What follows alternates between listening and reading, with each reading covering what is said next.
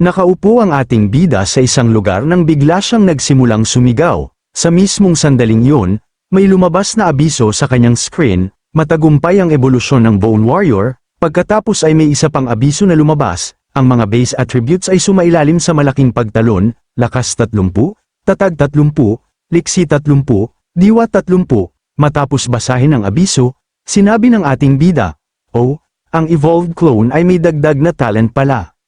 Sa mismong sandaling yon, may isa pang abiso na lumabas sa screen ng ating bida.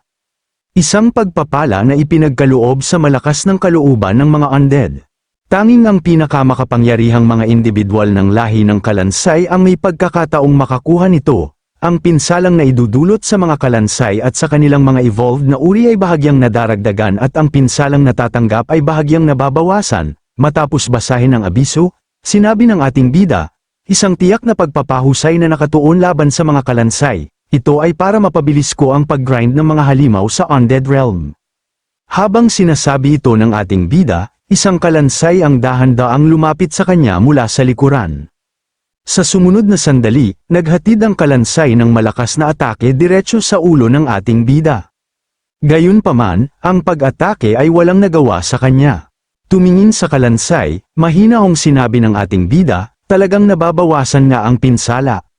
Sa hinaharap, hindi ko na kailangang ipagtanggol ang sarili laban sa pinakamababang antas ng maliliit na Kalansay, kahit ang skeletal armament ay maaaring i-upgrade." Pagkasabi niya, may isa pang abiso na lumabas sa screen ng ating bida, "Ebolusyon ng lahi, naangat ang talent, maaaring makuha ang bagong skeletal armament, i-upgrade ang kagamitan."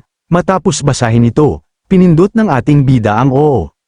Sa sandaling pinindot niya ito, isang parang armor na kalasag ang tuluyang tumakip sa kanyang katawan at agad na lumabas ang isa pang abiso. Kumpleto ang pag-upgrade, na-unlock ang bone armor. Matapos basahin ang abiso, sinabi ng ating bida, ang bone armor ay tuluyang nagsama sa katawan na ito. Nang sabihin niya yon, may isa pang abiso na lumabas sa kanyang screen, bone armor, puting karaniwan, armor na nakondense mula sa bone essence, maaaring bahagyang tumaas ang depensa ng buong katawan. Matapos basahin ito, ngumiti ang ating bida at sinabi, "Pakiramdam ko ay lumakas ako ng husto." Pagkasabi niya, tumingin ang ating bida patungo sa Kalansay na nakaupo sa di kalayuan.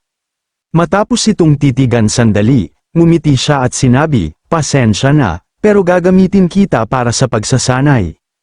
Ang oras ay may katumbas din. Nang sabihin niya yon, sumugod ang ating bida upang maglunsad ng malakas na pag-atake. Nang makita siyang sumusugod, ang Kalansay ay agad na natakot. Gayunpaman, sa kalagitnaan ng pag-atake, biglang huminto ang ating bida sa kanyang kilos, na nagpaisip sa Kalansay na nakaligtas ito. Ngunit sa sandaling bumaba ang bantay nito, ang susunod na atake ng ating bida ay agad na naduraj ang bungo nito. Ang lakas ng pag-atake ay napakalakas kaya ang malaking bato na sinasandalan ng Kalansay ay nagkabasag-basag din.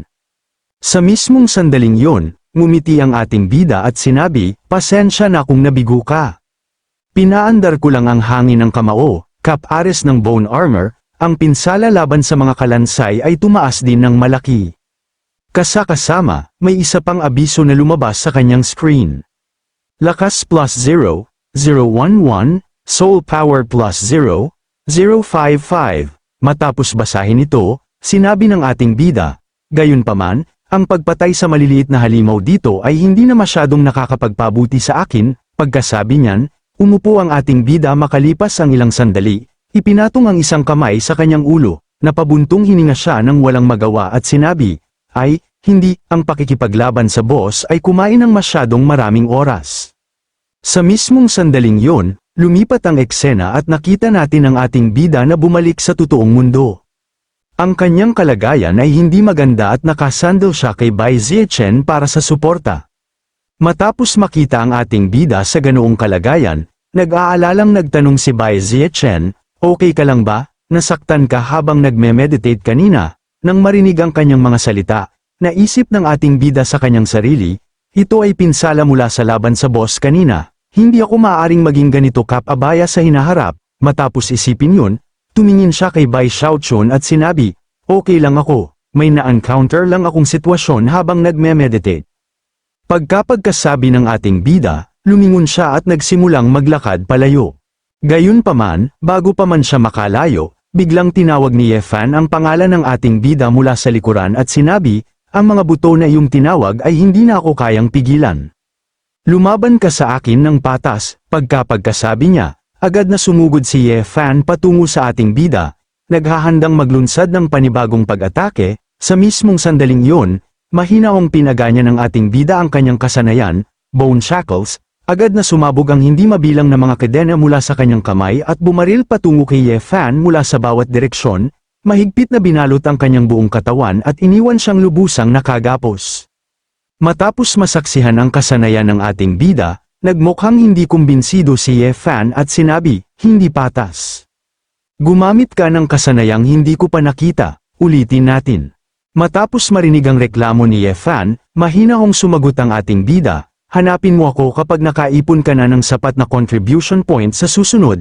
Nang marinig ni Yefan ang mga salitang yon, agad siyang sumigaw, hindi ko pa nakita ang bone shackles na kasanayang ito, tigilan niyo ang pagtingin-tingin at tulungan niyo akong tanggalin ito. Gayunpaman, matapos siyang pakinggan, binaliwala lamang siya ng ating bida at nagsimulang maglakad palayo nang hindi lumingon. Nakatayo sa gilid, si Bai Xiaochun ay nanunood sa lahat ng nangyari mula simula hanggang katapusan. Lubos siyang nagulat sa kanyang nasaksihan at hindi napigil ang sabihin, gaano ba talaga kalakas si Fang Shu? Sa mismong sandaling yon, lumipat muli ang eksena, at nakita natin ang ating bida na naglalakad mag-isa sa isang lugar. Habang naglalakad, biglang inilabas ng ating bida ang kanyang telepono, tumingin sa screen, tahimik niyang sinabi, Biyernes na kaya malapit na, mula nang magising ako, sobrang busy ko sa pagpapalakas, matagal na rin akong hindi nakauwi. Pagkapagkasabi niya, lumipat muli ang eksena, sa pagkakataong ito, nakita natin ang ating bida na nakatayo sa labas ng Resource Exchange Department Building. Makalipas ang ilang sandali, lumapit siya sa service counter, matapos siyang mapansin, magalang na nagtanong ang guro na nakaupo sa likod ng counter, may kailangan ba ang estudyanteng ito? Matapos marinig ang tanong ng guro, iniabot ng ating bida ang kanyang card at sinabi, paki-exchange po ng 10 contribution points para sa 100,000 Longxi currency. Nang marinig ng guro ang kanyang kahilingan, kinuha nila ang card mula sa ating bida at sinimulang suriin ang impormasyon sa computer. Habang sinusuri ang mga record, tumingin ang guro sa ating bida at sinabi, ang contribution points ay mahirap makuha. Hindi ba't medyo sayang na ipagpalit ang mga ito sa pera?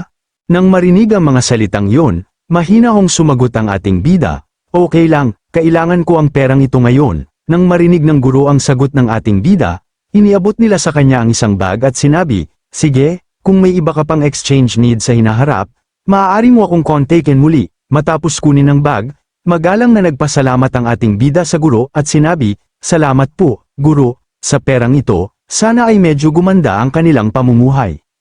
Sa mismong sandaling yon, lumipat muli ang eksena, at nakita natin ang ating bida na naglalakad papasok sa Yunduo Orphanage habang bitbit ang bag.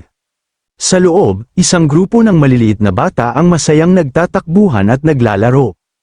Kasama, lumapit ang ating bida sa isang dalagang nakangiti habang pinapanood ang mga bata at sinabi, ang lalakas ng enerhiya ng mga batang ito, ewan ko kung ilan sa kanila ang matagumpay na Magi gising. Habang nagsasalita pa siya, biglang tinawag siya ng ating bida mula sa likuran, Ate Ruru. Nang lumingon si Ruru at makita ang ating bida na nakatayo roon, agad na lumiwanag ang kanyang mukha sa pananabik, nakangiting mainit, sinabi ng ating bida, umuwi na ako. Nang sabihin ng ating bida ang umuwi na ako, agad na sumugod ang lahat ng maliliit na bata patungo sa kanya na may mga masasayang ngiti sa kanilang mga mukha. Pinalibutan nila siya sa isang iglap at masayang sumigaw, bumalik si Kuya Zhou. May dala ka bang masarap para sa amin? Nang makita ang mga batang nagsisiksikan sa ating bida pagdating niya, ang buong lugar ay agad na napuno ng tawanan at kasiyahan. Matapos marinig ang masasayang boses ng mga bata, ngumiti si Ruru nang walang magawa at sinabi, kayong mga mata ko, si Kuya Fang Zhu ay kakabalik lang, at humihingi na agad kayo ng pagkain. Pagkapagkasabi niya, may isa pang bata na agad na sumabat at sinabi, okay lang, may sapat para sa lahat. Nang marinig ang inosenteng mga salita ng mga bata, lalong naging mainit ang atmosfera. Pagkatapos noon, tumingin si Ruru sa ating bida ng may kuryosong ekspresyon at nagtanong, nabalitaan ko na nagawa na ng inyong paaralan ang awakening test. Ang resulta mo, nang marinig ang kanyang tanong, bahagyang ngumiti ang ating bida bago sumagot, matagumpay ang awakening, ako ay isang necromancer. Nang marinig ni Ruru ang kanyang sagot, agad na napuno ng pananabik ang kanyang mukha, tumingin sa ating bida ng may tunay na kaligayahan. Sinabi ni Ruru, napakaganda, basta matagumpay ang awakening, iyon ang mahalaga. Nang marinig ng mga bata na ang ating bida ay naging isang necromancer, agad silang nagsimulang magsalita ng sabay-sabay. Isang bata ang nagsabi, isang necromancer, sabi naman ng isa, nakakatakot. Pagkatapos ay masayang sumigaw ang isang pangatlong bata, ang cool ng mga kalansay. Gusto ko ring tumawag ng mga kalansay, matapos marinig ang masasayang usapan ng mga bata, ngumiti ang ating bida bago tumawag ng isang maliit na baby skeleton at pinalaro ang mga bata dito. Nang makita nila ang kaibig-ibig na maliit na kalansay, ang bawat bata ay naging labis na nasasabik. Masayang sumigaw ang isa sa kanila, ito ay isang kalansay, ihagis natin ang ating mga ulo at ibuhos ang ating mainit na dugo, habang ang isa pang bata ay masayang nagsabi, ang cute ng maliit, dali, ipasa mo sa akin ang ulo. Habang ang lahat ng mga bata ay patuloy na masayang naglalaro kasama ang baby skeleton, lumapit ang ating bida kay Ruru at iniabot sa kanya ang bag na dala niya. Tumingin sa kanya, mahinahon niyang sinabi, tama, ito ay para sa direktor. Nang makita ni Ruru ang bag, nagmukha siyang lubos na nagulat at nagtanong ng may pagkalito. Bago pa man matapos ni Ruru ang kanyang sasabihin, biglang umalingaw-ngaw ang isang boses mula sa likuran nila. Ay, napakainit na eksena, nang marinig ang hindi inaasahang mga salitang yon, agad na lumingon ang ating bida, nakatayo sa likuran niya ay isang hindi kilalang lalaki na may ilang kasama na dahan-daang naglalakad patungo sa kanila na may ngiti sa kanyang mukha. Habang patuloy na naglalakad ang misteryosong lalaki na ang dalawang kamay ay nakalagay ng walang pakialam sa kanyang bulsa, ngumiti siya sa lahat bago sinabi, ewan ko kung ang aking pagdating ngayon ay makakaabala sa inyo. Sa Yudu Orphanage, may kainahinalang grupo na nagtipon sa labas, na mukhang masamang balita. Humakbang si Sister Ruru sa harapan para harapin sila, nagtanong kung bakit sila maaga dumating gayong nangako sila ng ilang araw. Mariing itinulak siya ng thug pababa, sumisigaw tungkol sa kung paanong walang nagpapaantala ng perang utang sa Tiger Claw Gang. Nakatayo sa itaas niya, nilinaw ng thug na ngayon na ang absolute final deadline. Kung hindi sila magbabayad kaagad, ang buong lupain ng orphanage na ginamit bilang collateral ay magiging ari-arian ng gang. Habang tumatawa ang lalaki, tahimik na lumapit ang isang maliit na batang babae sa tabi ni Sister Ruru. Bigla siyang sumugod diretso sa thug, ipinahayag ang kanyang sarili bilang ang world's #1 troublemaker na nagtatanggol sa kanyang ate. Sinubukan ng thug na sip-a ng bata, na nag-iwan kay Sister Ruru na sumisigaw sa takot para kay Shing. Bago pa man makarating ang paa ng lalaki sa maliit na batang babae, ang skeleton clone ni Fang Zhou ay sumalpok mula sa kung saan upang harangan ang sipa, nagpanik ang thug at natisod pa atras matapos ang kanyang sipa ay naharang ng isang literal na tinawag na kalansay. Humakbang si Fang Zhou at inilagay ang isang nakakapanatag na kamay sa ulo ng maliit na batang babae. Iniutos sa thug na humingi ng tawad kaagad o harapin ang mga kahihinatnan. Bamulong ang isa sa mga henchmen sa kanyang leader, Brother Hu, itinuro na si Zhou ay isang necromancer lamang. Si ghost-faced martial artist Lu, na nagliyab ng aura at lubusang winasak ang skeleton clone sa isang suntok, binaliwala si Zhao bilang isang trash class para sa pagpapanggap na matapang. Hindi man lang kumukurap si Fang Zhou sa ipinakita, nagtataka kung ang taong ito ay dapat na isang propesyonal. Habang naglalakad kasama si Sister Ruru, nagtanong si Zhou kung sino ang mga creepy na ito, at ipinaliwanag niya na sila ay galing sa Tiger Claw Training Equipment Company sa ilalim ng dahilan ng pagbebenta ng kagamitan para sa mga bata. Ipinakita ng flashback ang mga bata na nagsasanay sa training equipment habang ipinahayag ni Ruru na siya at ang direktor ay kumuha ng loan para bilhin ang kagamitan ng maaga para hindi mahuli ang mga bata. Ipinaliwanag niya na ang buong business model ng kumpanya ay isang harapan lamang para sa isang illegal na loan shark scam. Kinagat ni Ruru ang kanyang labi ng may pag-aalala habang ang compound interest ay nagpapahirap sa pagbabayad ng utang, na naging dahilan upang magalit si Fang Zhou sa kanya dahil sa pagtatago ng napakalaking problema. Itinuro ng agresibo ng lead loan shark si Zhou, binabalaan siyang lumayo sa usapin ng mga matatanda dahil ang isang walang perang bata ay tiyak na walang kahit saan mang 100,000 long sea currency. Pinutol siya ni Joe sa kalagitnaan ng kanyang lecture sa pamamagitan ng paghagis ng isang punong briefcase diretso sa kanyang mukha, sumisigaw ng "Salo" habang galit na hinahawakan ito ng thug sa ere. Humakbang si Joe upang ibigay ang 100,000 at sinabihan ng mga thug na umalis, na nag-iwan kay Ruru na lubos na naguguluhan kung saan siya nakakuha ng ganoon karaming pera. Binuksan ng gun ang briefcase at kinumpirma na lahat ito ay lihai timo. Tinawag ang kanyang boss upang i-verify ang salansan. Si boss, na naghagis ng briefcase diretso sa lupa, sumisigaw sa kanyang mga tauhan na tumahimik, nagngangalit ang mga ngipin, inamin ni Hu na gusto ng kanyang boss ang mismong lupain ng orphanage, na ginagawang parang maliit na halaga lamang ang 100,000. Itinuro ang kanyang bat diretso kay Joe, na pinagtawanan ng pera, habang mahinahong hinihingi ni Joe na malaman kung ano pa ang gusto nila dahil bayad na ang utang. Iwinagayway ni Hu ang 5 daliri sa mukha ni Joe, sinasabing ang delayed payment ay nagtaas ng kanilang kabuuan sa isang mabigat na 500,000. Nagpanik si Ruru sa nakakabaliw na numero, ngunit ngumiti lamang ng mahinahon si Joe, na pagtanto na ang mga thug na ito ay nandito lamang upang magdulot ng gulo. Sumigaw pabalik si Hu, hayagang inamin ito at tinanong kung bakit karapat-dapat ang mga ulila na sakupin ang prime real estate. Sumugod ang mga thug ng Tiger Claw Gang sa kanya na may mga sandata, pinapalakas ang kanilang sarili upang sakupin ang lupain ng orphanage sa pamamagitan ng puwersa ngayong araw. Ngumisi lamang si Fang Zhou sa maliit na mob, basta na lamang nagtawag ng mga kalansay upang tumugma sa kanilang minion energy. Isang makamandag na aura ang kumalat sa buong lugar, agad na pinagpawisan ng nerbiyos ang blondeng thug.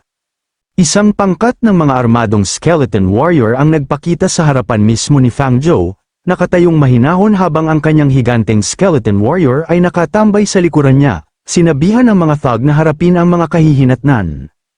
Samandal ang isa sa mga kalansay sa espasyo ng blondeng thug, pinutol ang kanyang smoke break. Sinusubukang magpakatapang, umasa ang blondeng thug na ang mga necromancer ay ang pinakamahinang klase at kahit sino ay maaaring durugin ang isang baguhang summons. Dumagsa ang mob sa bakuran ng orphanage, naghahagis ng mga insulto at sinasabihan ng mga bata na umalis sa kanilang daan. Isang takot na maliit na batang babae ang yumuko sa lupa, humihingi ng tulong, tuluyang nawalan ng pasensya si Fang Zhou, naglabas ng madilim na aura at iniutos sa kanyang mga summons na magkawatak-watak. Tumawa ang mga thug sa kanilang delusyon, sumugod ng diretso sa skeleton squad, iniisip na ito ay isang madaling tagumpay.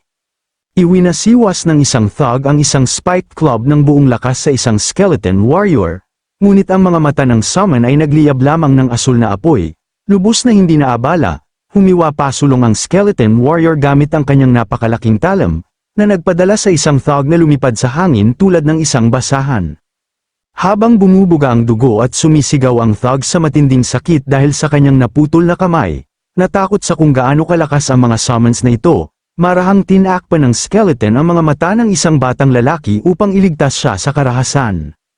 Pinagmamasdan mula sa gilid, hindi maunawaan ng thug na may dalang mace kung paano ang isang simpleng estudyante ay nakakatawag ng ganoon kalalakas na mga kalansay. Sa pag-aakalang ang isang marupok na necromancer ay walang silbi sa malapitan, tumalon siya ng may buong lakas na bone-shattering strike. Naghisterya si Sister Ruru na umiwas si Fang Zhou, ngunit hindi man lang siya nag-abalang kumilos. Ang strike ay tumama ng may napakalaking pagsabog, lubusang nahinto ng translucent bone shield ni Fang Zhou. Nagpanik ang thug sa lubos na hindi paniniwala, napagtanto na ang kanyang ultimate move ay hindi man lang nag-iwan ng gasgas. Nang hindi nag-aaksaya ng sandali, itinaas ni Fang Zhou ang kanyang kamay at nagcast ng bone shackles, ginapos ang lalaki sa ere sa makamulto na berdeng mga kadena. Sa isang mabilis na hila, hinayla niya pababa ang mga kadena, marahas na ibinagsak ang thug ng mukha sa semento. Umubo ng dugo habang nakapin sa sahig, natutunan ng thug sa mahirap na paraan na ang estudyanteng ito ay iba ang pagkakagawa. Mahigpit na ginapos at kumikinang ang bone shackles, nagwawala ang lalaki sa lupa habang sumisigaw kay Fang Zhou na papatayin niya ito. Bago pa man niya matapos ang kanyang pagmumura, dalawang napakalaking skeleton clone ang nagpakita sa likuran niya at ikinulong ang mga higanteng saw blades sa kanyang leeg. Nakatayong mataas sa kanyang nakapin na target na may kumikinang na asul na mga mata at madilim na aura na naglalabas mula sa kanya. Naghulog si Fang Zhou ng isang malamig na ultimatum, Lumuhad at humingi ng tawad o